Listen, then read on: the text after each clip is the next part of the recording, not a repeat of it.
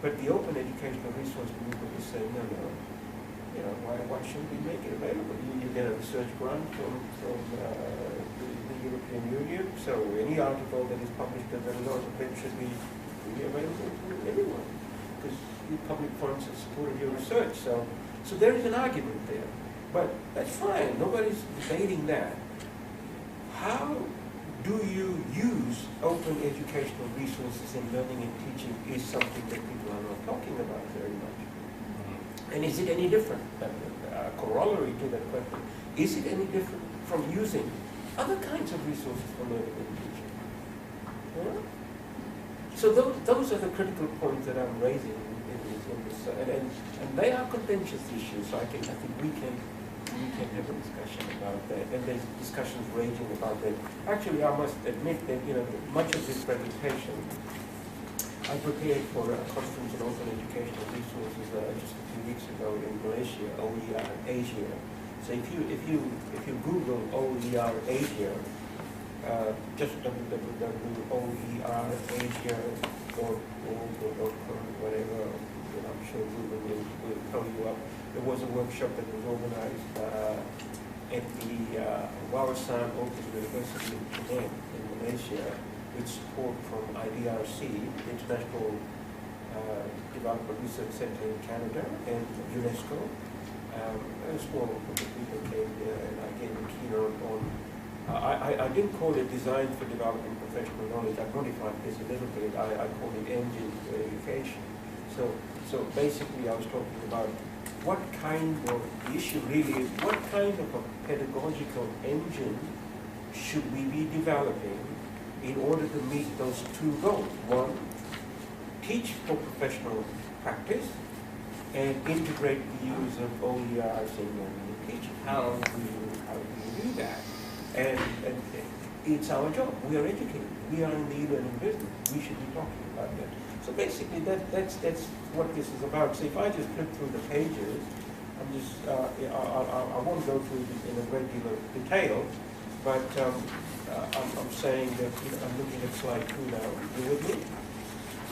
It's called Educating for the Profession. So in many ways, I basically say that, you know, the issues are about learning by doing and problem solving, you know. And I'm saying that, you know, that is a sort of a very constructivist view, you know, and which occurs through problem solving, critical reflection, negotiation, meaning, those sorts of things that we're all familiar with. I'm not going to. And basically, in our business, we call it cognitive apprenticeship, isn't it? Which is, you know, working with individuals with the expert guidance of practitioners. So a typical example of apprenticeship will be medical education. You know, in Australia, for example, you know, medical students might go through about 2 or 3 years of very intensive study in science, but then the rest of the training for the rest of the 8-year period that any doctor takes to become a doctor is very much working in the hospitals and working under the guidance of senior doctors and coming back to the university, then going back. So only a third of the time our medical students spend actually at the university. More than 2/3 of the time is out there in the hospital. So that is the concept of cognitive apprenticeship applied in the medical profession. But do we do that with other professions? Do we do the same with accounting, for example? Do we do the same with teaching, for example? Why not teaching? Well, teaching, yes. I mean, I was trained a teacher, you know, we spend a lot of time in the schools, you know. But I'm not so sure we do that very much with nursing, for example, you know. But maybe things are changing now. But that's and the other point that Hafsa and I were talking about, that learning is very much a social process as well. So how is and collaboration and dialogue, discussion, and all those sorts of things. So see, I also have a strong view that in our push for talking about learning and learner-centered education, student-centered learning, that we've somehow developed a bad reputation for teaching. Why? I mean, is it because we have a vision of teaching that is very poor, isn't it? So we think that, you know, it's like if you see a bad bad guy on the street, then you think all men are bad? I mean, that's ridiculous, isn't it? So we've got a bad experience of teaching, then we think teaching is bad. Well, that's not necessarily true. There is really no difference between teaching and learning. Good teaching will lead to good learning, isn't it? So I want to talk about teaching. I don't think it's such a bad thing to talk about teaching.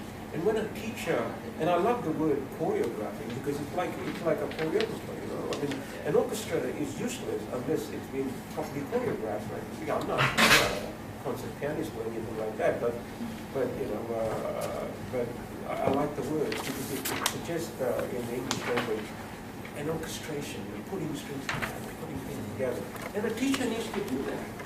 A teacher can't stand in front of a classroom and just talk. That's not teaching. So if I were to ask you, what is teaching?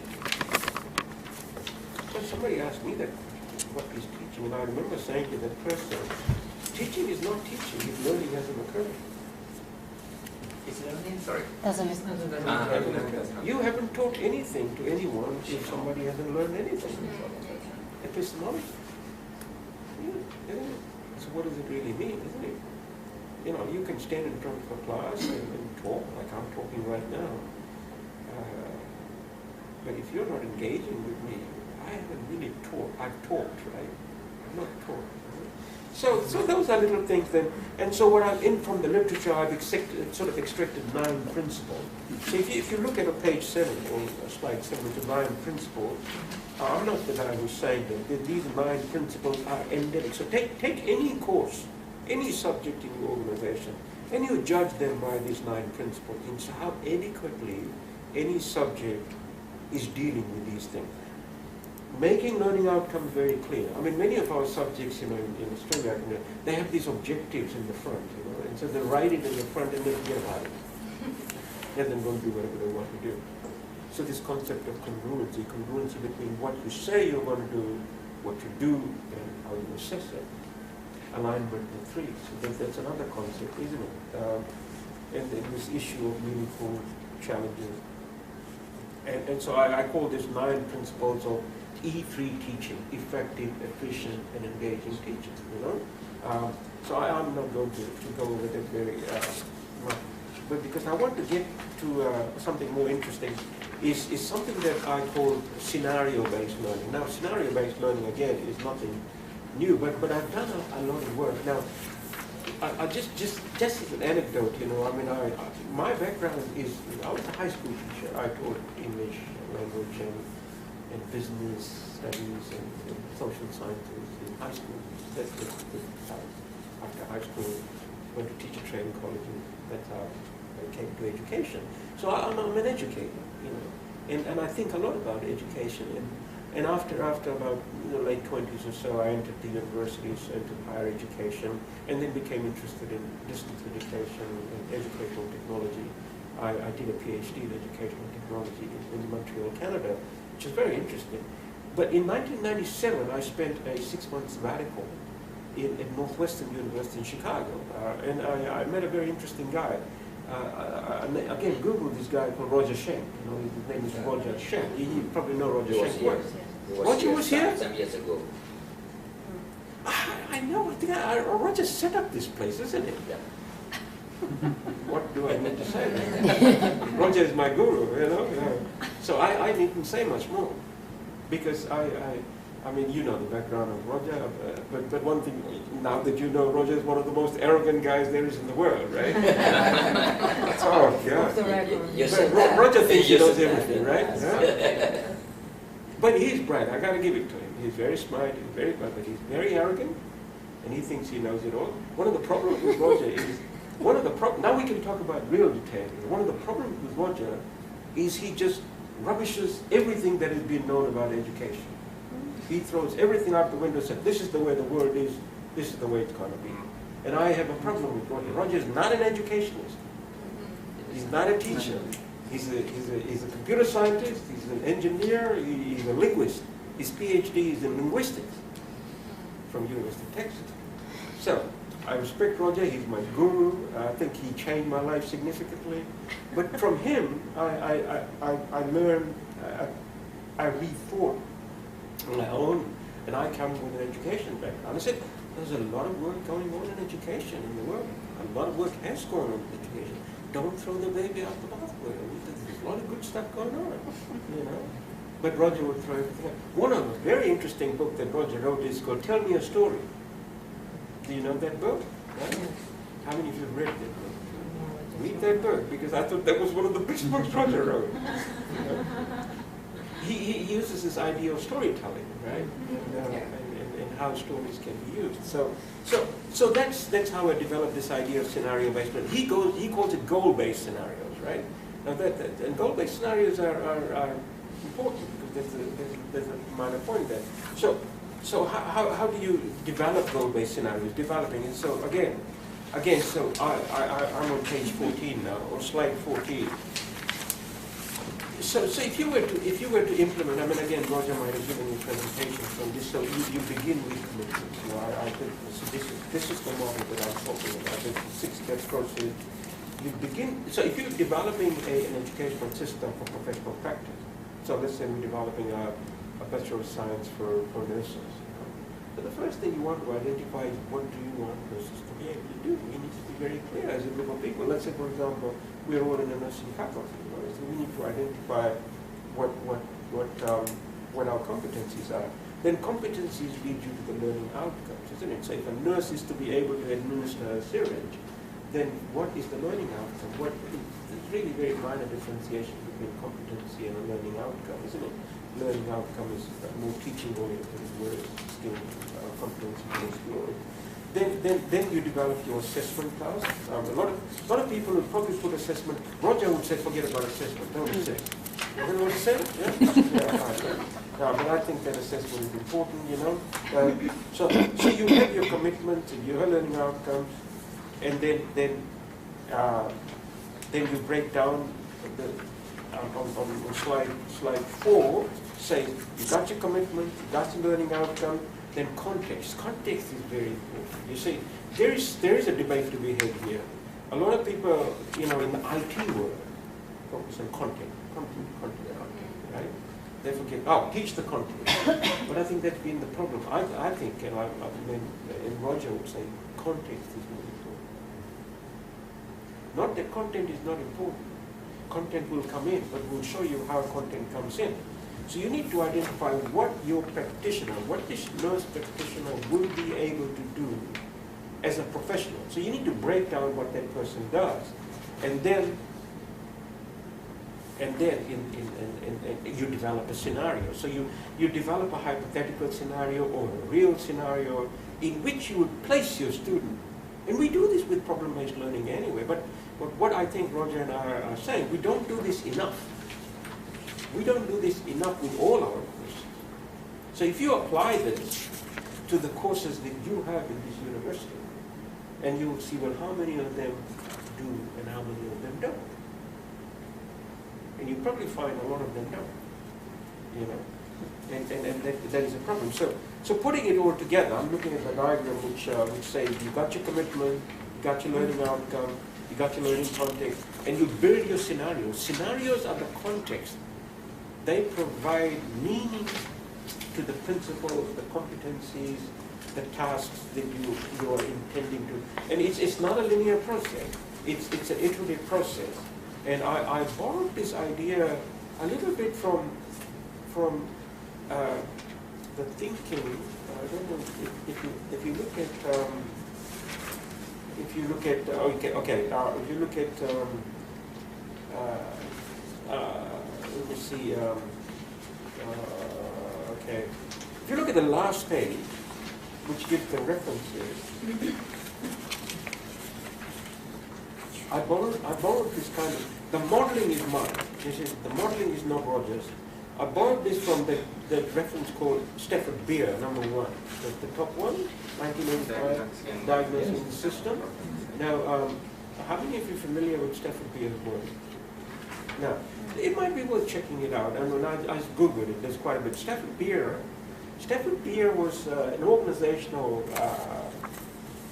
management scientist in Manchester.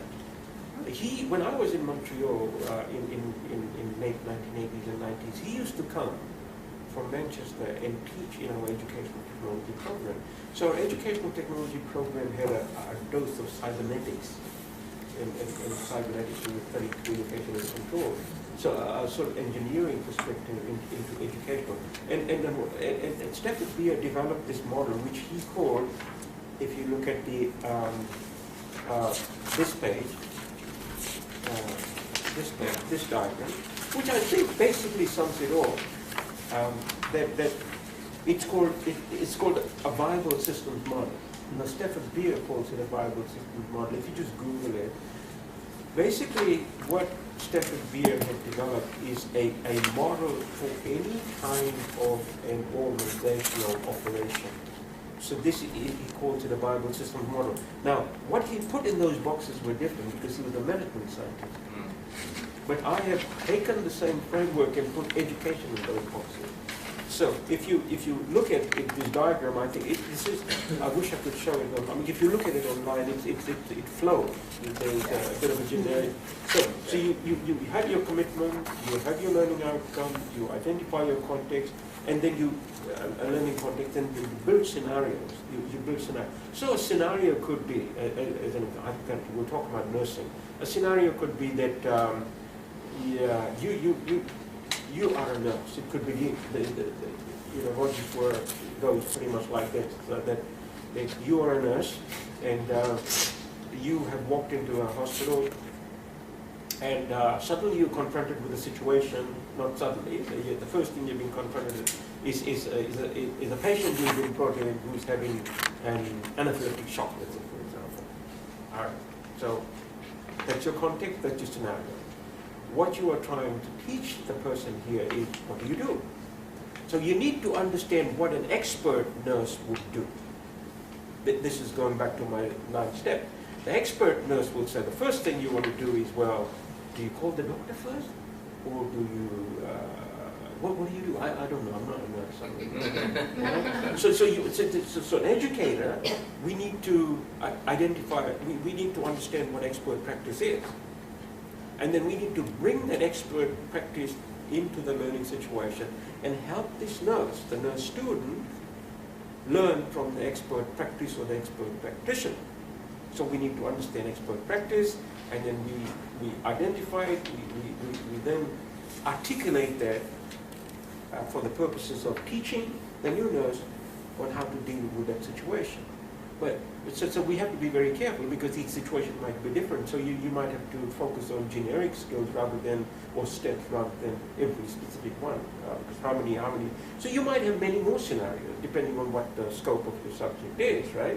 Now, so the focus should be on identifying the learning context, defining the learning context, building the learning scenarios, and then what does this nurse need to consult? So the resources will come in there. This is why I've got that thing sitting outside. Right. But there is a very close interaction between the two. It is not sitting outside, but there's a circle. The circles are moving round and round and round. So technically then, as I call it OER there, it could be an OER, but it needn't be an OER. But here is the point, that the sticking point. That generally speaking, an OER could be anything. Everything, or not, most things on the web is an OER because of the way it's licensed. Now, you buy a textbook, it's licensed, so it's specified. Whereas you could Google anything. Let's say, for example, if you're looking at anaphylaxis, right? So you could Google and you find somebody who's written something on anaphylaxis. You could use that. Now, it may not have had the same rigor that perhaps a journal article would have been through. So this is why it's more important when you're dealing with OER to be very clear about what you're doing here, so that you're not distracted by information that is not as rigorously controlled as otherwise. So it's safer to focus on it's like the way I'll describe is this is your spinal column. You know, if this is not strongly built, your body is going to fall apart. Right? Isn't it? Right? You know, in some way, these are your hands and your limb. This is your arm, this is your leg. right? But this is your spinal column. Without the spinal column, you're not going to be standing straight. Without an arm, you'll be fine. Right? So what is all this about? This is all about trying to put a lot of theory about what we know about learning and teaching together into an operational model that educators can apply. So that you and I, who are educators, we know a lot about these things. I have rattled through stuff that takes a lifetime to learn and understand.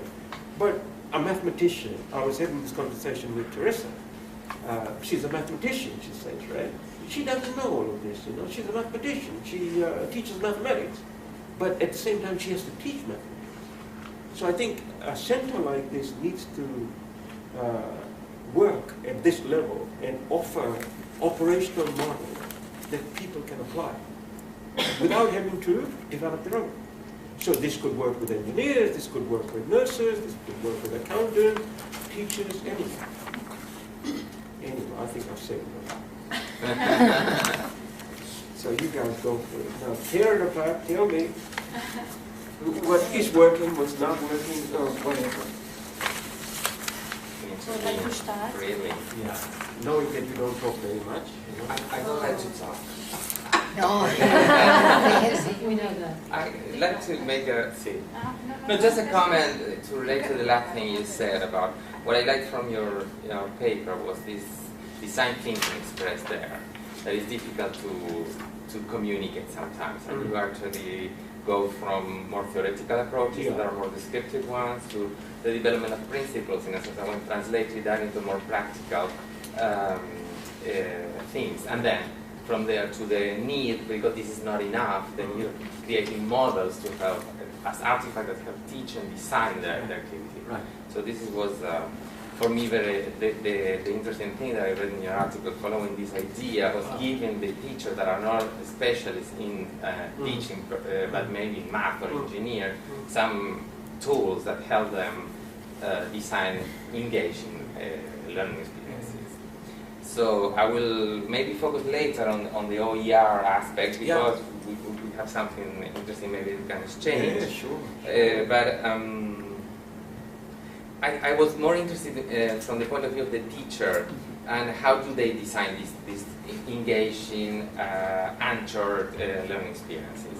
So in your the first thing is how to identify, because these situations to translate into a scenario. Yeah. So because the teacher sometimes rests 90% of the time within the academy and within the, and are not actually real practitioners. So there's a method needed there to go and identify these situations. So you have to establish that. We, for example, from our perspective, what we do during research is we go into the ground and try to understand what is happening. That's right. This is one strategy, Exactly. but maybe there are some others. Yeah. And the other one is how to capture them into communicable scenarios, one or artifact that can authentic scenarios, real scenarios, scenarios, And that's, can I just interject? Yeah. I keep saying to a lot of people, teaching is a science, but a large part of that science is art as well. Yeah. It's a creative process. Nobody's going to be able to sit you down. You as a mathematician or an engineer will have to be creative. And it will not come the first time. The first scenario you develop might be... Now, I was using that analytic scenario not just like that, because I developed a scenario based around analytics. That's why I was using that. And I remember when I was working with Roger in Chicago, we developed scenarios that were based with, and we were developing a program for environmental education. So subject matter, it will come naturally to subject matter expert. A medical practitioner, you will know what are those authentic scenarios. It will come to you, But if you ask me to develop scenarios in mathematics, I was going, no. But a mathematician will know. Yeah, it will come naturally. But I take your point. The good ones will require thinking, hard work. It's not going to come that easy. Go into the real settings and try to see what's happening also. Yeah, what are good ones, It's difficult to establish this relation, a strong relation with that. Absolutely. Not in every profession, it depends. in each discipline. But some disciplines, I have the feeling that teachers stay within their institutions, trying to teach their students to act in this world that they don't have a real contact. So they are not updated in a certain way, or actually following. They are most following what is published in journal, but actually what is happening in. The challenge is, I mean, I say to this, can you think of any discipline area that cannot be taught using scenarios or problems? Some people might argue, isn't it, that you can't teach everything using this approach. Is there any area? This is a mutual answer that anyone at the meeting will tell you. So this is perfectly okay with all the disciplines, but mine is not the case. This is usually what it is. Usual line you get. Yeah, but that's not true at all. Well, let's think about mathematics, for example. You know, people will say mathematics is about equations, right? You have a problem, you have a scenario. Everybody has answers. So you got that, even that. So even a daily situation can be used as a scenario for teaching mathematics. In fact, mathematics is easy. Right. It's difficult because most of the time teachers are not practitioners themselves. Yeah. But then you might ask the question, then why aren't more people doing this then? Why are not? Why not? Teacher, you mean? Why not? Because I think this is a complete shift of paradigm of our teaching. So it's not what we have been doing for years, for decades, for centuries. So because it's what it's content focused. We were too content focused. We want this curriculum to be taught. So it's the same you mentioned about which is the role of OER in the model you talked about. So it's something similar that we used to say that content materials or resources are playing a subsidiary role in this new approach.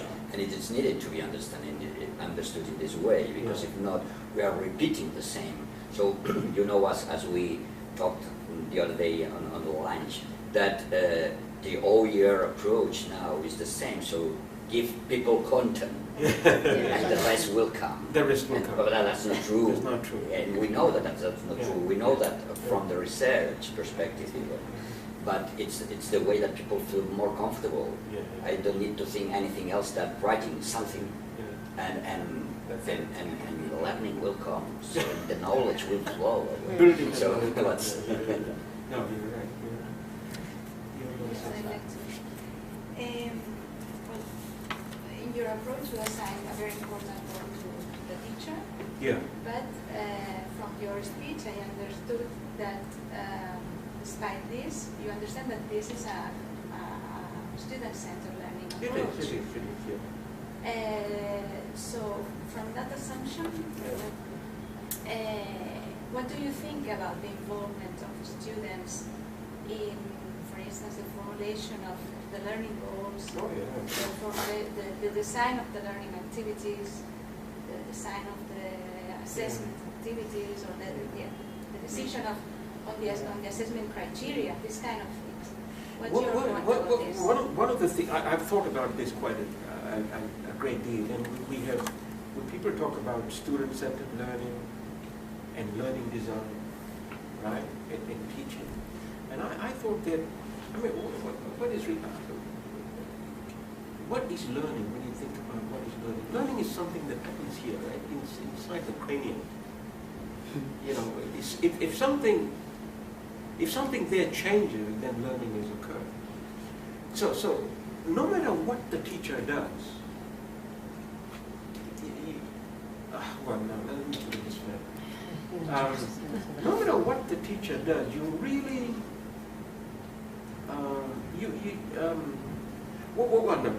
what the teacher does is not designed there, but the teacher designed the learning experience. So all that a teacher really can do is design learning. So I have a problem with this thing called learning design, because you can't design learning. What you can design is design the learning experience. So this is where I'm talking. The teacher should be designing the learning experience. Like Hafsa or Marga has done. What they've done is they have put us in this situation. They've organized, put the chairs, put the coffee. They've designed the experience. They have orchestrated, they've offered the opportunity. So I think it's more meaningful to talk about the designing the experience. And the teacher's role is to design the experience and orchestrate the flow of the experience. And you're right, absolutely.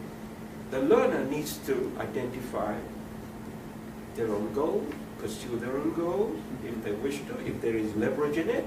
If the teacher requires, the teacher might say, look, these are my goals, but I'm also interested in your goals, right?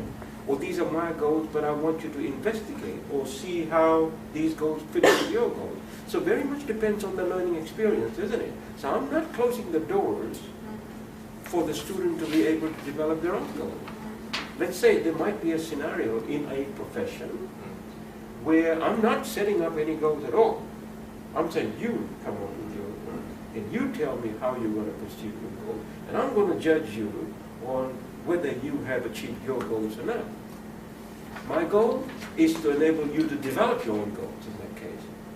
So I'm with you on this one. But for instance, students could be the ones researching on those practitioner practices. Yeah. And yes, intervening in the design of this scenario. I think that would be interesting. And I think again at that point is even more critical depending on what level you are. At the lower level, maybe the teacher might have to be a bit more prescriptive. At the doctoral level, at the higher level, at the professional level, you might make it very open. You know? And we are all familiar with that. So the principles are not very different, isn't it? These are very generic principles, but how it's operationalized in different contexts and different levels will be different. It is something that I identified that I felt very comfortable when looking at these drawings, because I think that in Lourdes and Marcelo especially will agree with me on the fact that this is the structure in which we thought our master program. Yeah. We talk about not exactly the same words, but the same ideas behind them. Learning It's situation. a learning situation and a competence situation, context one. So, and we use the resources as a subsidiary role of that, and so this is the idea. The only thing that I missed, but I imagine that this was not the discourse in this particular paper, is that the fact that also in the design of the learning scenario, we should take into consideration also which will be the role of the teacher in respect of the interaction with the students and which kind of interactions they will promote. Yes. And for instance, which will be the role of the students in this particular. Is this way? Yeah. So absolutely. you think of that? If you look at that, if you look at the diagram when we're talking about the learning context and the resource, the teacher, in my mind, would be most active in that situation because in order to provide feedback to the student. Right. Right? So here, at this point, between this point, you know, because you've developed the scenario, but you've got the resource. But the student is a student. The student might not understand the resource. That's why they're studying, right? Yeah. But you know the content. You know the resource. So you need to enable the student to use that content effectively. So at some point, for example, you may have to break out and actually explain something that is in the content, that's in the resource, to the student in order for the student to be able to use that to solve the problem in the scenario. So an equations model, or maybe a procedure and statistics, for example, you know. What is ANOVA? What is ANCOVA? What is MENOVA? What is MENCOVA? I mean, the basic formula, if you like, you know. So the teacher comes here and provide feedback, an interaction. Right. Yeah, because who's going to provide the feedback? The tutor. So, you know, the tutor comes in here, the teacher comes in here, the facilitator comes in here. You don't, if you leave the students to their own devices, they'll fall apart. because they don't know this thing. They don't know the content. That's why they're studying, right? In some subjects, you might say it's easy to understand. Okay, if I give you a reading in pure text form, you say, yeah, you can go read it. But some of this could be very technical information. So when is the student going to get exposure to that? So you may have to give one-to-one tuition, group tuition, and even it might have to be necessary to sit people down in a face-to-face setting, hands-on experience. Like, I mean, like, what if it requires some sort of a demonstration of a procedure in a laboratory? Well, how are you going to do that? So unless students understand that procedure, they will never be able to solve the solution here. So the teacher comes very much here, or the tutor, whoever is the facilitator, whether it's the teacher, the consultant, or the tutor, they're coming in. That's why this is a very iterative process. I found interesting when you explained the scenario-based learning development in terms of identifying events, and then in terms of a granularity and breakdown of the scenario, in terms of tasks, that you do not only say, think about these tasks from the learning point of view, what the student has to do, but what the teacher has to do. It's like in this orchestration, you have to, in a certain way, make explicit or highlight also the kind of tasks that the teacher has to do also with the student. So it's like two scenarios running in I think I have to be very careful. This is why I kept it very generic, because education is not an exact science. Teaching is not an exact science, isn't it? Each one of us, how many? Yeah, there's 12 of us here. You know, even if we were to teach the same thing, you know, we would do it different. And at different times, you know, different students, you know. So I think we've got to accept the fact that, you know, you can't prescribe everything. But what we're talking about is a generic framework, a very broad picture. But there should be variability about the amount of interference from the teacher or engagement from the teacher. The amount, and then this whole debate about structure and guidance. How much structure do you provide? How much guidance? We were talking about this yesterday, isn't it? I mean, and there's literature on that. You know, how much structure do you provide and how much guidance do you provide? How open it is, how closed it is, isn't it? You know, so certain things might be more open-ended, other things might be very closed. You know, where teacher is more engaged. It also depends on the nature of the learner, the learning styles, a whole number of factors. So that's where I'm going to back off and say, hey, you know, that's a creative process. You decide. How you build the scenarios, what kind of scenarios, how many scenarios, what you do in those scenarios. This difficult balance between art and science. Absolutely. because it's a very difficult balance. But this is why teaching is a profession. This is the profession. I mean, this is my problem. Can we learn from best practices from others? Absolutely. This is why I think that the universities the universities think that anybody can teach. Well, I don't think anybody can teach. I mean, you think about it this way. I say this to people. I'm sure you've thought about this too. You have children. We have young children. You take young children to preschool, and in our country, you would not be allowed a job, given a job as a preschool educator or teacher, if you're not a qualified preschool person, right? I don't know what the situation is in this country. So you have to have credible, qualifications to be a preschool teacher. But do we insist on teaching qualifications at university? We don't. No. Anybody can teach. That's nonsense. How can we allow that? We don't allow anybody to come near our children if they've not got preschool teacher, preschool qualification. But we give people in charge to train us to be doctors, nurses, and whatever. You know the content, you know everything. So. That's almost criminal, isn't it? You know the content, you know everything. This is the same. If you know the content, you know everything. That's the assumption. But the problem is how knowledge is represented. I mean, in general, knowledge is represented as a content or bunch of contents. So I think in the curricula as well, in the design curricula as well. So we are not able to change this. We are in the chain, and we are not there. I agree. But it's a way of habit, I think. So I presume that Roger has, I now remember, I recall, because before you set this thing up, I think you invited Roger, right?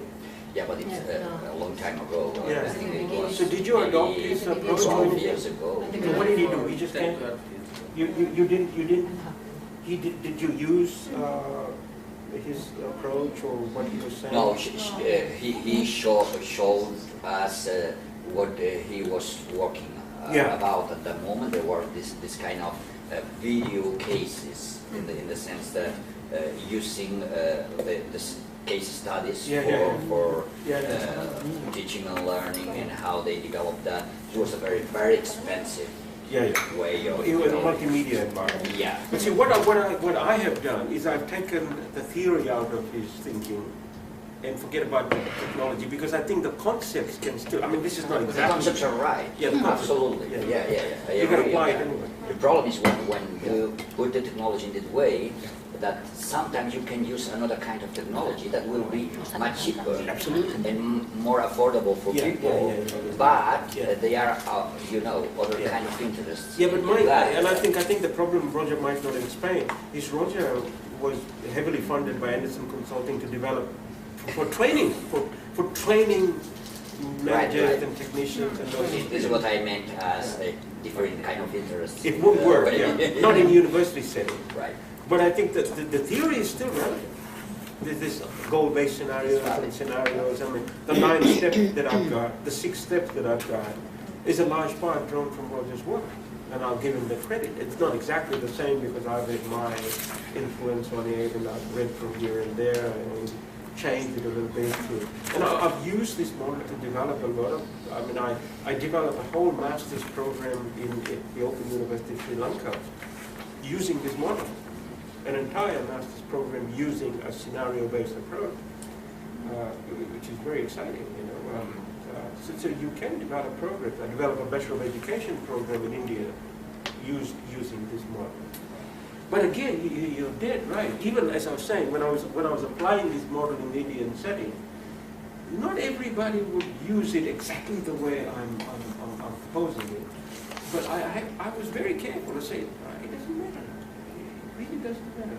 What I want you to do is to take the general idea, general framework, then use it the way you want to use it. And if you want to adapt it a little bit, fine. That's where the art bit comes in, And what's the role of the institution? You have this idea, the generic model. Okay. And well, the institution provides the context, isn't it? I mean, the institution supports and facilitates this kind of work. So, let's take an example. If I'm trying to understand your point, is that what's the role of the Open University of Catalonia, right? Well, that's the context, isn't it? That's all the based on context. As Roger was doing, I could do this with management scientists in a training company, right? So the role of the organization is to provide resources and pay my salary. pay more salary. I'm thinking about the make the solution, the problem together. You're talking about the feedback. Yeah. What about the evaluation? There are some possibilities to make the solution, to work it together. Yeah. The dynamic is so how did you experience about the evaluation? Absolutely. And I presume evaluation you mean by assessment, right? Assessment. Exactly. So let's say, for example, I'll give you an example. In the scenario, like you take the anaphylactic scenario, right? Yeah. So we create a problem in the scenario. That's why we call it goal-based. And we say to the student, your role as a nurse in this situation is to stabilize the patient's condition and bring the situation under control, something like that. Nurses would probably say it better. Now, so in order to do that, the nurse may have to do 3 things. One of them could be to administer a medication. Another one could be to write a report to the incoming nurse for handover. All right? Now, the report that the nurse writes could be accessible. So the administration of the medication might not be. That is equivalent to a learning activity, right? That's not accessible, just an exercise. But the report that the nurse leaves behind say, we will give you 5 marks for this. So that you submit. You submit, and the teacher or the tutor assesses that. So that becomes accessible. So if there are 5 things, there's 2 things there, 2 things there, the 5 things they add up to be 100%. Or you might say 50% or 60%, and then there could be another examination. So the assessment part comes in there. And it will differ depending on what you've asked the scenario. Yeah, which is related to what the learning outcomes are going to be.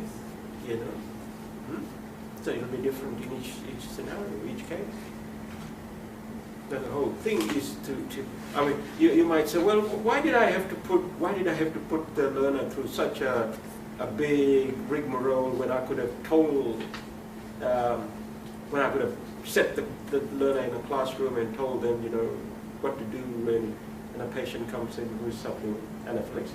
But that's didactic. That's what we are trying to move away. We're trying to say, I'm not going to tell you what to do, but I'm going to ask you to go and read the literature, find out what is to be done, and how you do it in the context that you would be confronted with. And that's the whole notion of cognitive apprenticeship.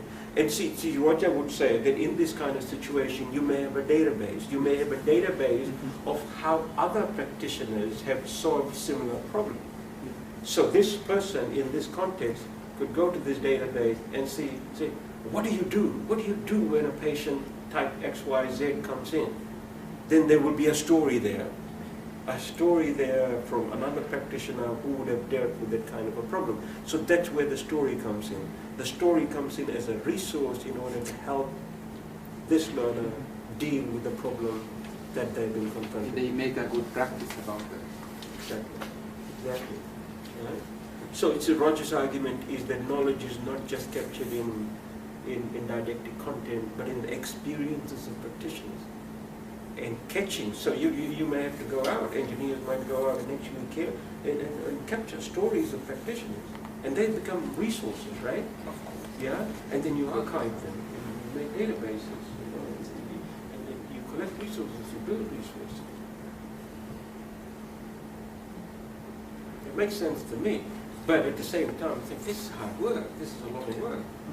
If I were to do this for one course, isn't it? It's terrible. Right? And that's probably why a lot of people don't do it. But it's so much fun. Yeah. Do things in the right way is always a hard work. Yeah. I agree. Yeah? Yeah. I know that the process, you already said that it's not a linear process. Yeah. But I wonder if, I was just thinking if step 4 would not be better to put it in step 2 or 3, because when you talk about identification of key events in the life of a person who has accomplished the outcomes, when you are talking about level of accomplishment, that can give you the clue to in terms of assessment or evaluation. Yeah. So. I'm not going to argue with that. I think, you know, if you feel like that you need to move one step before the other, you know, I think you should be able to. You know, as long as you cover all those bases. Again, as I say, you know, teaching is not an exact science. So I don't want to say this is the way you got to do it. This is the way you got to do it. That would be somewhat naive of me. So if you feel uncomfortable, for example, that assessment bit, the third step in the process, I would have put it right at the end. But some people, you know, would like to begin with the assessment. Let me define what I will assess you on, and then use assessment to drive how you build the learning experience. So maybe because it's an iterative process. This is why I've got arrows going all over the place, or lines going all over the place. Whether you begin with the assessment or you begin with the learning outcome, you know, as long as you come. But in this case, as you mentioned, the assessment activities give us an idea of the achievement of the student. But at the same time, you can use it as a product, as an evidence for the learning outcomes. Yeah, that's right. It will work as Exactly. evidence The for two that. should be the same thing. A learning outcome is stated as what you will do. Assessment is what you will have done. You know, it just turns around. Yeah. I think that the strength of this model is trying to capture the main processes, or is that in a certain way give you a general framework. Yeah. So when you design, actually you can get into the design from different processes, but at the end you know you have to cover all of them and try to see the alignment between all of that. That is the strength of models as more heuristics for the design. That's why they are flexible. Yeah, absolutely, absolutely. In building this model, why I built this model was because people, this whole infatuation with OERs was just driving me nuts. You know, people are talking about OERs as if they suddenly the whole world is going to change because of OER. And when you ask, you know, what is really different? It's a bloody license. Nothing else is different. It's the same thing. So I'm thinking, well, you know, you got to focus attention on pedagogy, but at the same time enable people why it is more important to think about pedagogy than OER. So and there's, as you see in this brief presentation, there's a lot of research done by various other people about learning, what works on learning, the 9 principles. There's heaps of literature embedded in this. So this coming up with this and drawing from the work of Stephen Beer and the Bible systems model, the organizational theory, there's a lot of thinking that is going on. So what I like to do, and Elena and I are going to have, and other people, if they're interested, are going to have a conversation. I would like to build an expert system of this model. You know, like an expert system, like a user-based expert system, so that if you were, let's say, the center is interested, we could work on this, and the center could say, you're working with the faculty of informatics or something like that, and you take them through a workshop, and so they can work through this expert system. So this is a computer-based expert system. So the first thing you do is identify what are your commitments. So the commitments of this organization, you're saying about the organization, the commitments of this organization is that it's got to be open, it's got to be accessible, it's got to be flexible, it's got to be online. That's your promise to the student. That's your promise you make to the students, right? So those are your commitments. We commit as an organization, and as the Faculty of Informatics, what you are going to offer. So we don't lose sight of that. And then, based on that, how are you going to develop your learning outcomes? What kinds of learning outcomes are they going to be, right, for informatics? Then you take that to the learning context and so on and so on. So it could be a good workshopping tool. It's a professional development tool. Now that's what I want to do. So, anybody interested? Yes, Yeah, we were working in, we are preparing a proposal. So you're doing this For the already? European Commission. Not exactly the same Yes, thing, but in exactly. another But the idea, the background. Yeah. Well, why don't we use this model and apply for a grant? We are working Could with be. the University of Leicester, with Warner Connolly. Yeah, you would come here. Yes. Yeah. Well, why aren't you working with me then? Because I can do better. Maybe. But we've been there for years, they just met you today. I think the important thing here is, I mean, I know Gronia as a friend, you know, and we could work as a team and apply for a grant. And I mean, this is the conversation that we are going to have, you know. I mean, so far I've just done the thinking. I need to take this further. And in this way, I think it's a good opportunity, so Yes. if you talk about that later on, maybe tomorrow in the Yeah, summary, sure. we can identify which could be our Yeah. contribution. Yeah, I mean, I'd love to work with you guys and continue this work for the benefit of both. You know. Me too. As you can see, it's a passionate thing for me. You know, I'm passionate. We too. And I know Latino people, you guys are very passionate anyway. It comes naturally to you guys. great. More questions? We have 15 minutes more. Just one Yes. small question. Yeah, yeah. What about, let's say, calculating the time devoted to each of the activities when you apply this kind of the time devoted from the side of the student. You need to be very careful about that because suddenly scenarios could just bazoom too much and then it just goes out of time. You've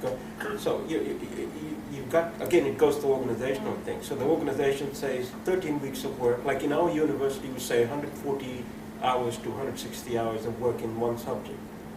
And if you look at our university, some subjects have 260 hours of work and some have 100 hours of work. So what we are trying to do is to make sure that, when you count the average number of hours or time that a student invests, it should be between 140 and 160 hours of work. So those are organizational things that you have to make clear, So you've got, and then the teacher needs to see, well, how many scenarios am I going to need? How many activities in a scenario am I going to need? So that it stays within the 140, 160 hours of work that we require students to do. So that's again part of teaching. When using OERs, it's very easy to put a lot of work. I mean, to increase. But this is why, if you think about the activities, then you'll be very clear about how many OERs and which OERs you're going to be. So unless you're clear about so when you are building the scenarios, if you're building a goal-based scenario, you'll be very clear about what you require the student to do. Like you're talking about the anaphylaxis thing, there's only 3 things the student has to do. Well, 2 that I identified. Bring administer something and write a report. So there's 2 activities in that thing. So similarly, this is what choreographing is about. This is why, and that's hard work. The teacher needs to think. But teachers do that all the time, isn't it? Not well, but probably. No, but it's difficult when working with teachers here in the university. So this is right. I mean, all these things are relevant. And so this is a very simple model, but it gives you the like if you look at this building, it's like a box of metal frame, isn't it? I'm not thinking about this building. And yet this is a very sophisticated building. So this is like the metal frame, the box metal frame, but there's a lot that is going on inside this building that is not clear to the naked eye in terms of air movement. And that's what teaching is about. And I don't think we can be more prescriptive. The minute you become too prescriptive, then you are interfering. You're not supporting or facilitating. Sometimes also the problem is that the attitude of the professors are not very, I don't know, it's available, or they don't like very much to apply generic models or any guideline. So they think that they don't need. Well, you have to. Not all, but it's a personality thing, and I think we have to work with people. Change management is, it's cultural change is our business, isn't it? So some people will take it easily, other people will not, and you work with those that will, and make small changes. But I think the onus is on us to show good examples. If we can show good examples that are working effectively, then people will listen. People can see good examples and say, yeah, it makes sense. Oh, wow, great, But if we can't make it work, then we can't convince other people. You were going to say that, Margaret, something yes, you're trying to put. Maybe it's a different subject about that, so well, I remember in the 80s, for example, that it was very common to talk about in the curricula, and teachers used to talk about to reflect on or to think about what information was real or not real in the mass media at the moment. Yeah. Nowadays, with the OER, it seems like it's not so important if the information is real, and it's reliable. So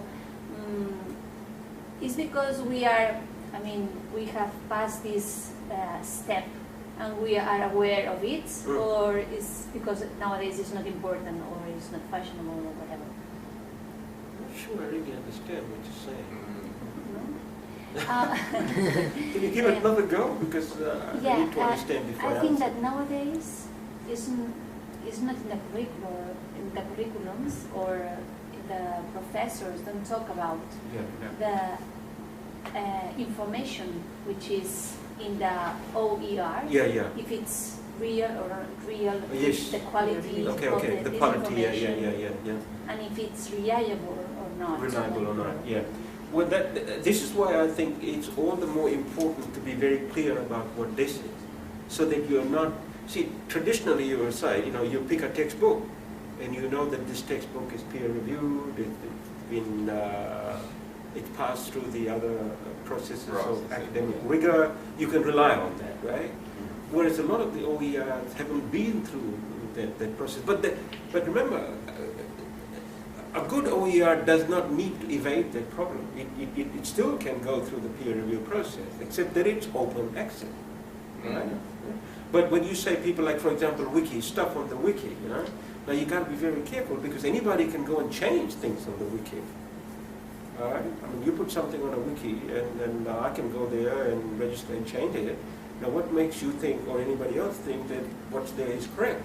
So this is why we have to be very careful about how we use OER in order to solve the problems here. So the focus is on skills development, on developing professional competency, rather than actually teaching the content of the subject matter. And this is why the teacher's role is very critical. It's the teacher's role to say what is a reliable source and what not a reliable source. I mean, you go these days to your medical doctor, and my medical doctor keeps, I have this argument with my doctor. I pay $75 or whatever it is to go and see my doctor for 15 minutes, and I ask him, I've got this back problem. And he starts Googling, and he goes Googling, and he says, look at this, look at this, look at this. And I mean, I could do the stupid thing myself. I paid $75. But see, he knows what to look for. I don't know what to look for. He knows what is good and what is not good, right? So this is where professional knowledge and expertise comes in. So the role of teachers is very critical here. Yes, go to Google, but don't look at that, look at this. But that's not reliable, this is reliable. That's where the teacher comes in.